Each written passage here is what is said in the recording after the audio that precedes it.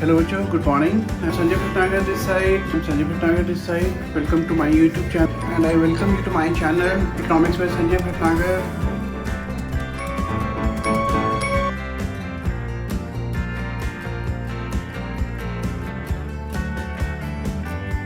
Okay बच्चों, जो अगला टॉपिक आता है वो आता है ग्लोबल वार्मिंग। भाई ग्लोबल वार्मिंग क्या होता है? It is the observed and projected increase in the average temperature of earth atmosphere and oceans. जो भी हम अर्थ के टेम्परेचर के बढ़ने को जो एक्सपेक्ट करते हैं, हम जो प्रोजेक्ट करते हैं कि एटमॉस्फेयर या ओशन का जो टेम्परेचर बढ़ रहा है उसको हम ग्लोबल वार्मिंग बोलते हैं। ग्लोबल वार्मिंग के मेन कॉजेज क्या हैं? पहला है mainly due to increase in greenhouse gas transmissions like carbon dioxide and methane etcetera due to burning of oil, coal etcetera. क्योंकि हम ऑयल, कोल और इस तरह की चीज़ें बहुत ज़्यादा यूज़ करते हैं जिसमें कि कार्बन डाइऑक्साइड या कार्बन मोनोऑक्साइड या मीथेन टाइप की गैसेस का एमिशन होता है, जो कि एनवायरनमेंट को नुकसान पहुंचाता है, जो कि ग्लोबल वार्मिंग के लिए एक बहुत बड़ा फैक्टर माना जाता है। Second point, deforestation which increases CO2 in the atmosphere. भाई बहुत सारे पेड़ काटे जाते हैं। पेड़, आपको पता होगा कि पेड़ CO2 को इनहेल करते हैं और ऑक्सीजन को रिलीज करते हैं, लेकिन अगर बहुत ज़्यादा पेड़ काटे जाएंगे तो जो CO2 वो जो इनहेल करते हैं, जो यूज़ करते हैं, उसका यूसेज वो उसकी जो प्रेजेंस है वो एटमॉस्फेयर में बढ़नी स्टार्ट हो जाएगी, क्योंकि अब जो नंबर ऑफ ट्रीज है वो कंपैरेटिवली कम हो गए। अगला point, methane gas released in animal waste.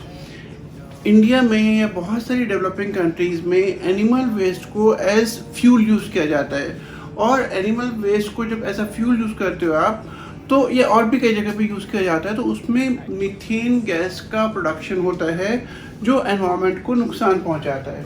अगला पॉइंट, इंक्रीज कैटल प्रोडक्शन।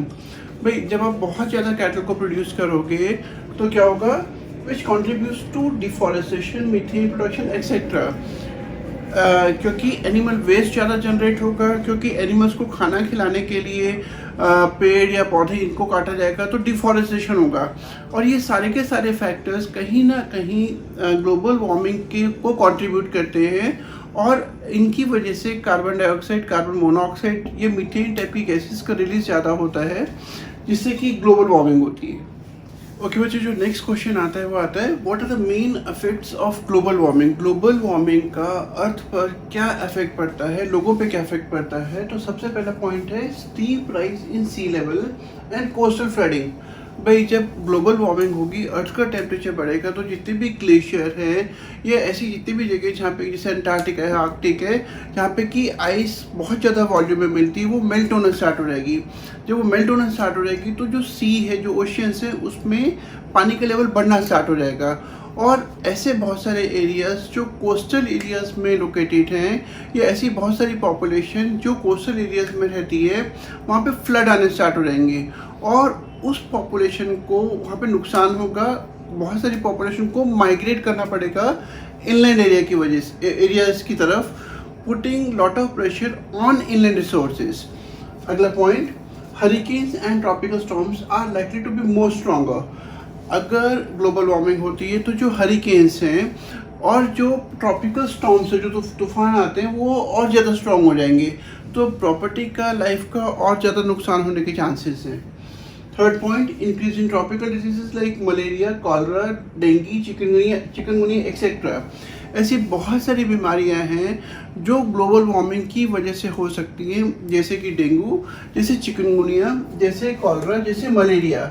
ये सारी की सारी बीमारियां ग्लोबल वार्मिंग की वजह से इनके होने के चांसेस ज़्यादा हैं। अगला point, danger of extinction of many species like polar bear etcetera. ऐसी बहुत सारी स्पीशीज़ हैं जिनके एक्सटिंक्ट होने के चांसेस हैं। अगर इस स्पीड से ग्लोबल वार्मिंग चलती रही तो आपको ऐसे बहुत सारे एनिमल्स, प्लांट्स हैं जो एक्सटिंक्ट हो जाएंगे, और वो दोबारा से आपको देखने को नहीं मिलेंगे। ये सारे के सारे कुछ मेन इफेक्ट्स हैं ग्लोबल वार्मिंग के। जो नेक्स्ट टॉपिक है हमारे सामने आता है